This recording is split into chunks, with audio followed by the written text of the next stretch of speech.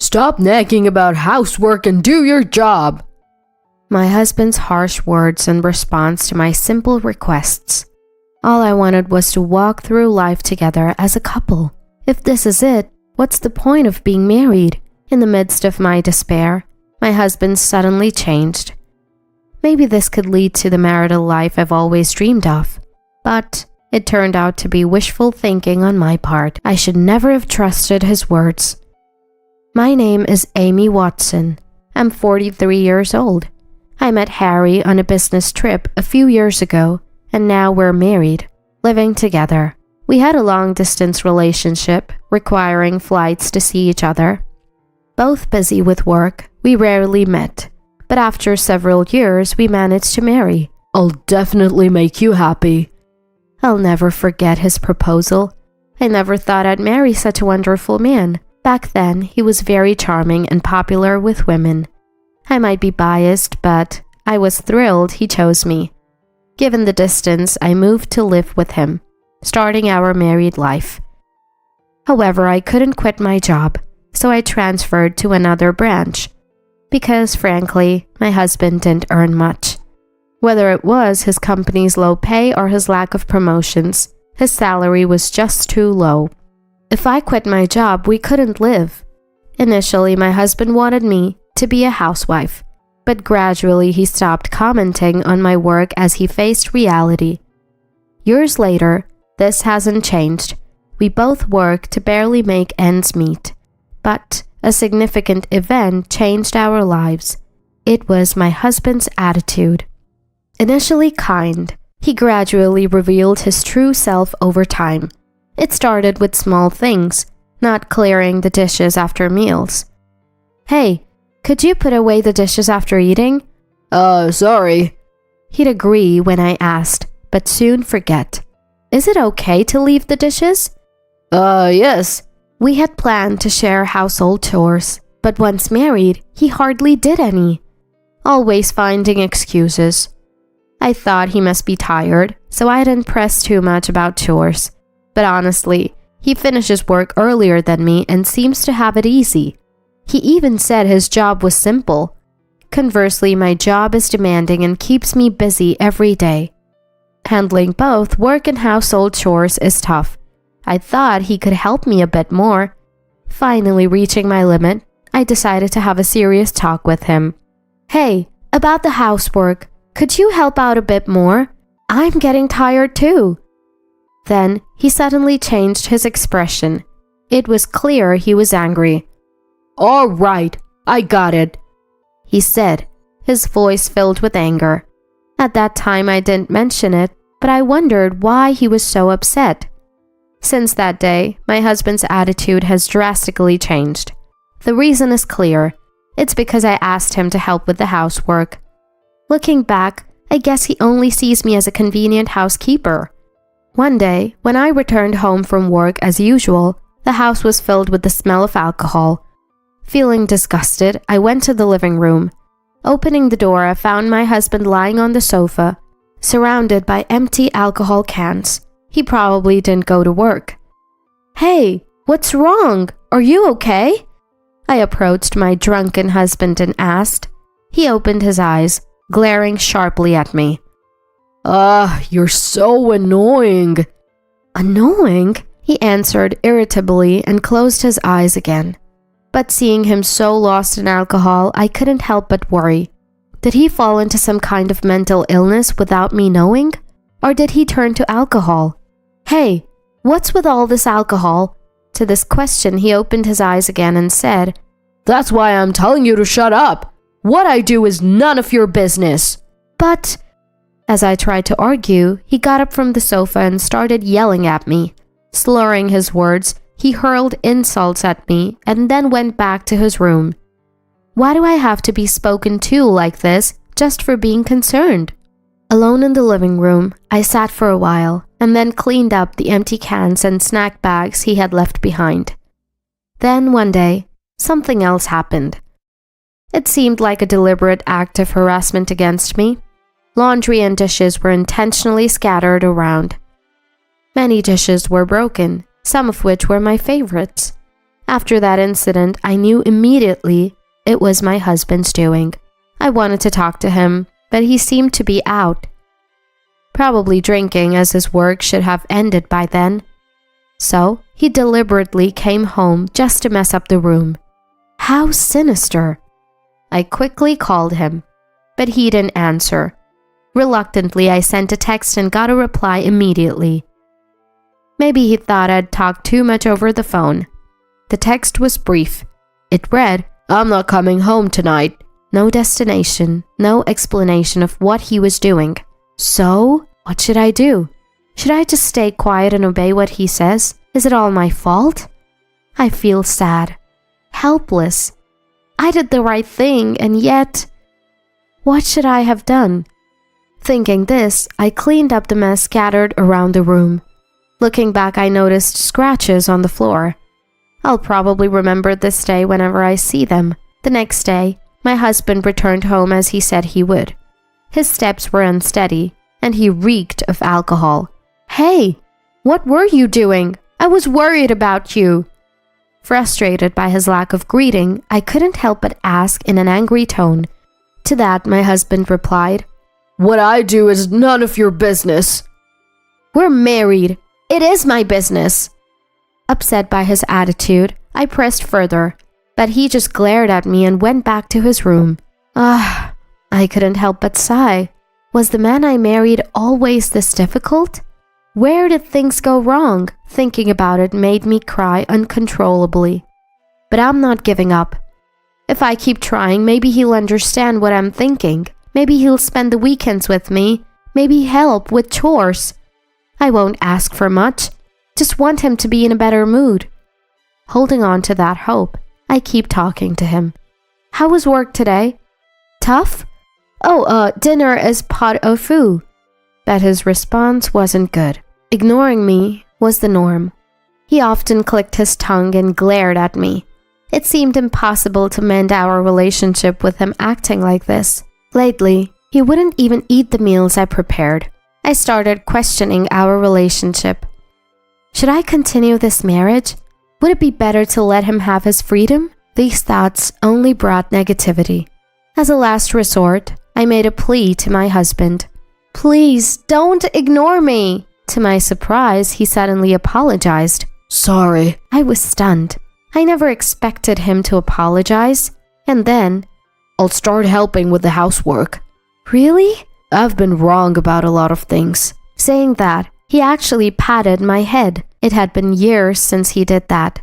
Skeptically, I thought it odd for him to suddenly change and apologize. Given his past actions, it was hard not to doubt. But I chose to believe he had a change of heart and felt overjoyed.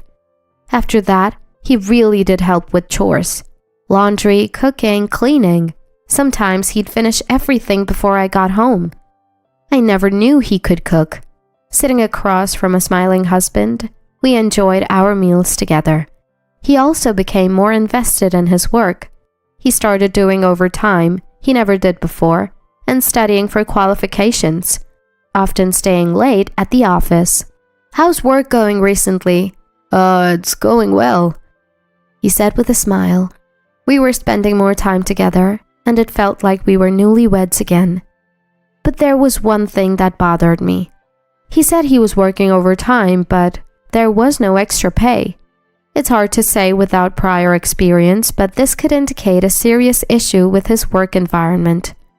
"Hey, don't you get paid for overtime?" When I asked, he said, "Oh, it's voluntary study overtime. I haven't applied for it." "I see." Financially, I wished he would apply for overtime pay, but maybe he felt hesitant. I don't know much about his company, so it wasn't my place to say. For now, I decided to support his decision. However, I would later also regret accepting this change so easily. One day, I was assigned to a business trip.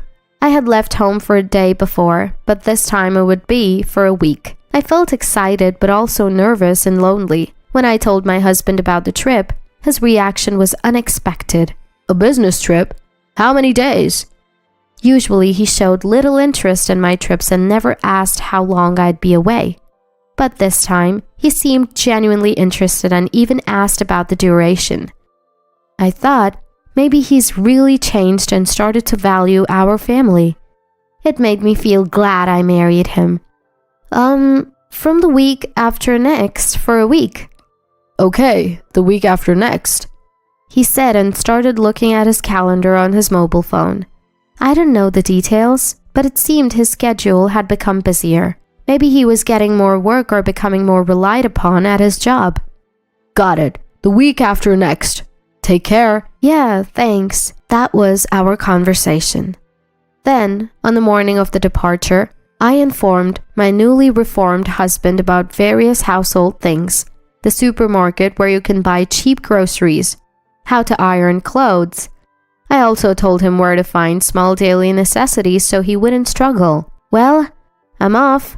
Call me if you need anything. Thanks. With that, I left for my business trip. That night, after finishing work and returning to my hotel, I surprisingly received a message from my husband. How's work? Good, it's going smoothly. After a trivial exchange, I texted goodnight and closed my mobile phone. I wondered how he was doing, if he was feeling lonely. Thinking about this, I began preparing for the next day's work. About a week later, my job ended successfully and I was ready to return home. Luckily, I finished a day earlier than planned. If no urgent work came up, I would have tomorrow off. On my way home, feeling happy, I decided to stop by the supermarket to cook dinner. What to make? Curry? Stew? That's when I remembered we might be out of oil. And then I realized I hadn't told my husband I was coming home early. Would he be shocked if I returned suddenly? I messaged him to check if we had oil and also mentioned I was coming home early from my business trip. But even after I finished shopping, there was no response from him. Could he be at work? Maybe working overtime again? Not wanting to disturb him, I stopped myself from sending another message and queued at the checkout. It's always good to have extra oil, after all. On my way home from the store, my husband called. Hey, are you on your way home now? Where are you? He sounded panicked. Was something wrong? Yeah, I'm in the apartment elevator now. When I told him that, he hung up without saying anything else. What was going on? Worried, I hurried to our apartment. I'm home. Harry, are you okay? No response. Harry! As I was taking off my shoes to enter, my husband came from the living room in a rush and collapsed. Are you okay? I'm in pain. Call an ambulance, he said, clutching my hand. I immediately grabbed my mobile phone and called an ambulance. The ambulance arrived within minutes. I led the paramedics into our apartment and they started attending to my husband. Was he going to be okay? What would happen to him? As I was anxiously watching, I noticed something. There was an unfamiliar woman's bag. Certainly not the paramedic's bag. Not mine either. I felt a lump in my throat. Then, looking towards the living room window, I saw unfamiliar women's underwear hanging there. Could my husband be having an affair? Thinking back, his panicked reaction when I called was definitely strange. Was he trying to hide his affair? I tentatively looked around the apartment, pretending to gather things from my husband's hospital stay to avoid suspicion. Living room, bathroom, kitchen, but nothing else. The bag was there, so unless the woman had escaped out of the window, she must still be here. Finally, I went to the shower room, and to my surprise, the light was on and I saw a shadow. I opened the door and looked at the bathtub. I couldn't believe what was happening in front of me and wanted to look away. The realization that my suspicions were true was something I didn't want to think about. I wish I had been wrong about the bag and the underwear. I went back to the entrance, and then this conversation happened with the paramedics. Your family, right? Please come with us. Sorry, my mistake. What? The paramedic sounded surprised at my response. My husband also seemed shocked. Ignoring them, I brought the woman from the shower room to the entrance. This woman is family, so she'll come along. Wait a minute! The woman was flustered as I said this. The husband, clearly surprised, suddenly sat up with effort. You what? The paramedics calmed my agitated husband. Actually, this man seems fine. What do you think? Well, yes, his condition doesn't seem bad. Eventually, it was decided that my husband didn't need emergency care, and if he felt worse, he should go to the hospital. The room fell silent after the paramedics left. So what's going on here? I sat my husband and the woman down in front of me and demanded an explanation. At first, they were silent, looking uncomfortable, but they gave up as I silently waited. My husband began to speak. I'm sorry for the misunderstanding. This girl is a junior from work. We're just close, but nothing inappropriate happened. After his words, the junior spoke up. That's right, we were just having a meeting. Nothing inappropriate. To claim such things now, do you need to take a bath and hang your underwear for a meeting? What's going on? I pointed to the underwear hanging in the living room. The two exchanged looks, realizing their mistake. The truth was already clear. If you have time to make up excuses, just tell me the truth. Pressing them further, my husband confessed everything. I'm really sorry. Sorry isn't enough. Was all the overtime a lie? It turned out, my husband and his junior became involved after we got married. He started the affair because I nagged about housework. But then the junior complimented him on being a man who could do housework, so he tried harder. The increased overtime was just to meet her. I noticed the junior looking almost triumphant. That's why there was no overtime pay. He wasn't even trying to get any qualifications. It was all just talk. I understand what you're thinking. Let's just get divorced. Please be with that woman. I was so dismayed that I proposed divorce. It wasn't a threat. I couldn't forgive the deception. But my husband wouldn't agree. Divorce isn't the answer, he protested. To top it all off, he said, if you had properly told me you were coming home, this wouldn't have happened. Yeah, coming back suddenly is just unfair, the junior added. Had I been fooled by my husband's act all this time? Thinking about it made me feel pathetic. Amy, Harry is showing remorse, right? His affair partner was also desperately trying to calm me down. You don't really want a divorce, do you? You're just pushing the blame for your affair onto me. Let's just end this. Let's divorce. No, it's not like that. The junior avoided my gaze, clearly uncomfortable. Look at her sulking. You two should live happily together. Sulking? She tried to argue, but I cut her off. Yes, sulking. Her expression became even more sullen. Look, she seems to be repenting too. Shut up! Nothing you say will make me forgive you. As I shouted, both of them shrunk back. What do we do from now on? They need to reflect on what they have done and said. Afterward, I hired a lawyer to start preparing for the divorce and claim compensation for the divorce trial. Throughout, there was no contact from my husband. Eventually, my in-laws reached out, asking what had happened. I told them everything and they apologized and agreed to help with the divorce. Eventually, my husband, looking exhausted, agreed to a consensual divorce after speaking with the in-laws. I made sure to claim compensation from the junior as well. She was reluctant at first, but ultimately complied with my request. I demanded a lump sum payment because I thought she might try to escape her responsibility. After the divorce, since my husband and the junior were from the same company, it quickly became known they had an affair. They were treated coldly by their colleagues and lost their place at the company. They also became targets of gossip, and the talk even reached their clients. Unable to handle the situation, both ended up leaving the company. I don't know if they married, but they must be struggling financially after paying me the compensation. I imagine them arguing over money issues. I moved to a new apartment shortly after. It's cheaper than my previous one, but much more comfortable. I remembered that I chose the old apartment based on my husband's preferences.